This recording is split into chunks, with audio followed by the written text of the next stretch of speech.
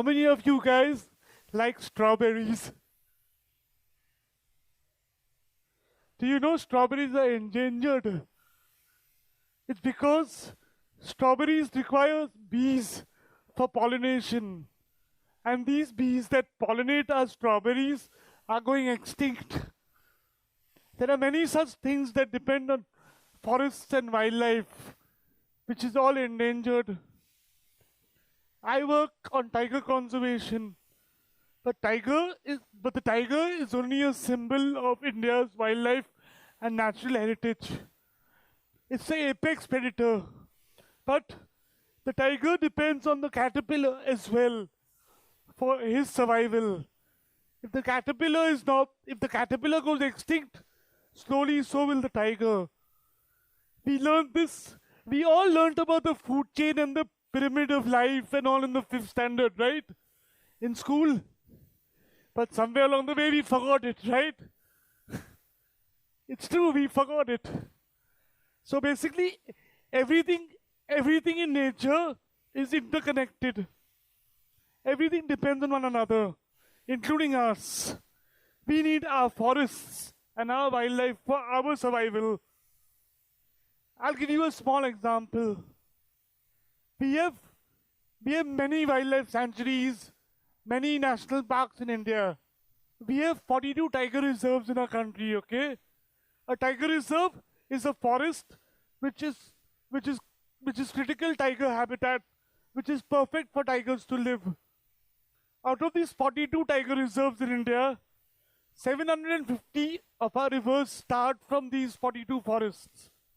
If these forests go, these 700 rivers will go dry. We will be fighting for drinking water. Forget space, forget caste, forget religion. We'll be fighting for water to drink if we lose our forests and wildlife. Our forests are facing a very hard time right now because of development. We are chopping down our forests at a very alarming rate, either to make roads, railway lines. We drown them on the dams. We exploit them for mining. And who pays the price for all this? Our wildlife. Every single day, hundreds of animals die due to this.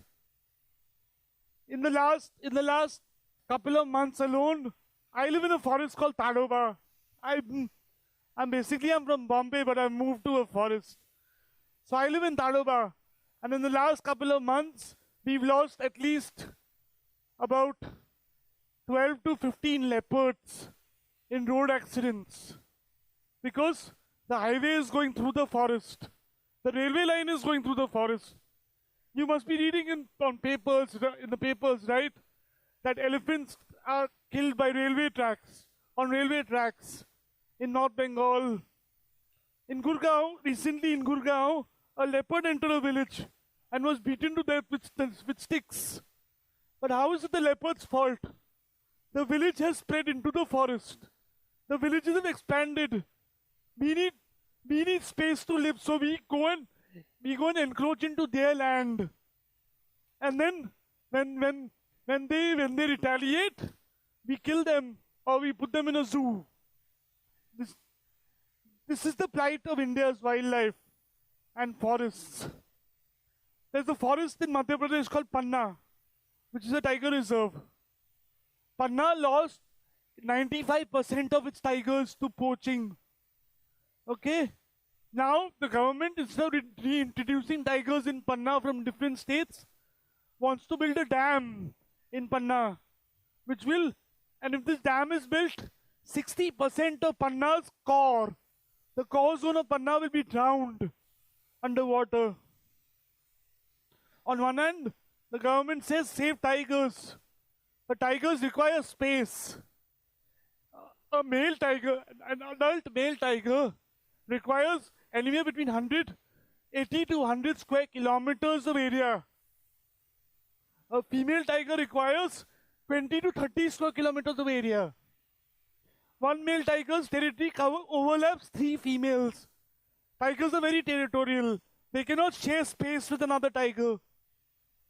So on one hand, you're saying increase the tiger population, but on the other hand, you're chopping down the forest. So where will these tigers go? I mean, at the end of the day, you'll only see tigers in the zoo. Forget about the wild, because the wild will not be there anymore, right? And this is not only with tigers; it's with rhinos. Rhinos are being poached for horns. Snow leopards. Any animal you can think of, humans have found a way to exploit them. Deer. If you take a simple example like a deer, which is a herbivore, which is completely harmless, right? But it also causes harm. It goes into villagers' fields and destroys their crops. Then what happens? The villagers get pissed off, and they kill the deer. A leopard enters a village. A tiger enters a village. They poison carcasses and they leave. The tiger eats the carcass and dies.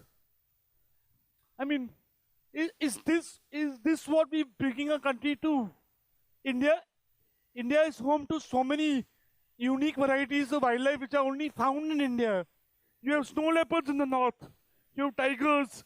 You have sloth bears which are not found anywhere else in the world. You have Asiatic lions. You have elephants, Asiatic elephants. India is not only diverse in culture or in religion or in art or in dance. It's also diverse in its wildlife and forests. And if we don't learn to coexist, we will not exist, because our life dependency depends on those forests and wildlife. If they are gone, we will follow soon. So we need to be more alert and aware about what we are doing.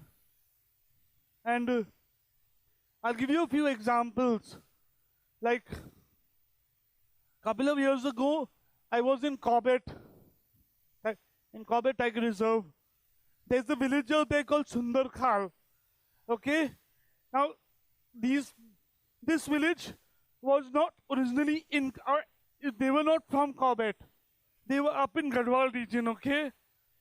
But because their village was too close to the border, they were relocated and brought as a temporary situation. They were put in outside Corbett, and they were promised to be relocated properly once they found a decent place for them to live. Okay? But the government that did the relocation changed, and all the promises went down the drain. So then what happened? These guys were brought from up in the mountains to this jungle, and their village is in a corridor.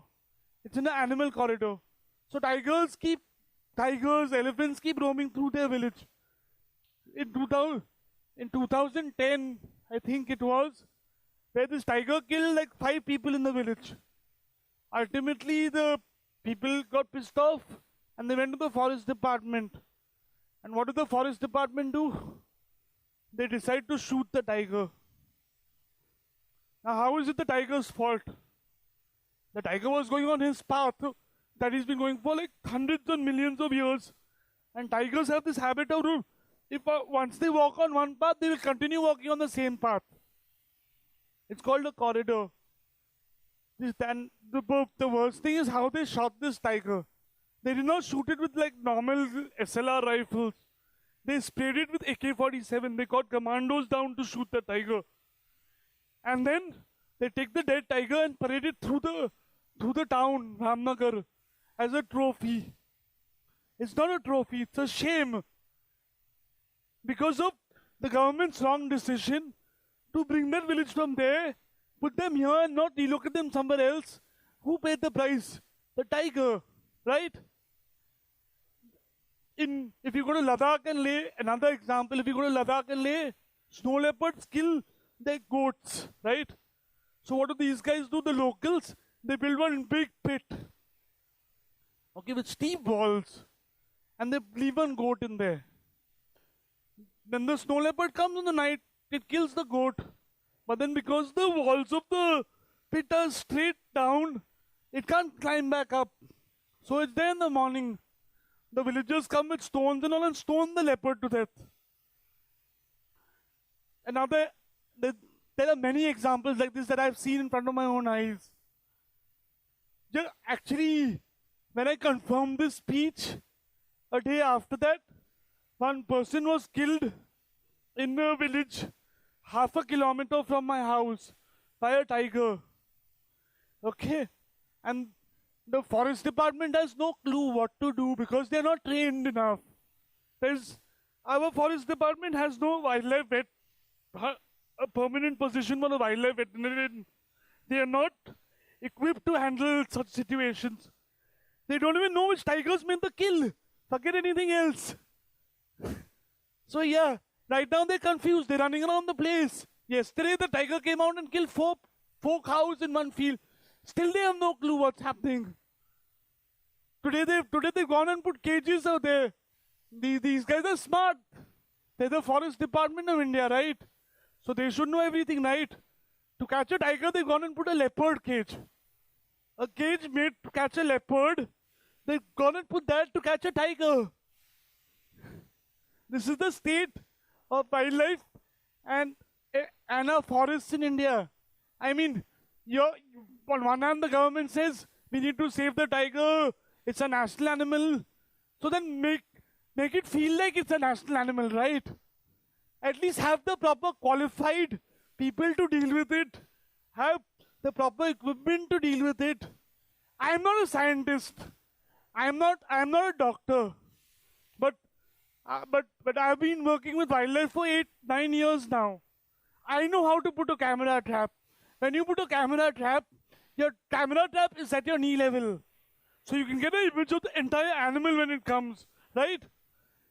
The forest department puts camera traps so low. So they only get the foot of the tiger. How are you going to identify which tiger is killing people, which tiger is doing what? I have gone personally and picked their cameras and put them up without them even knowing.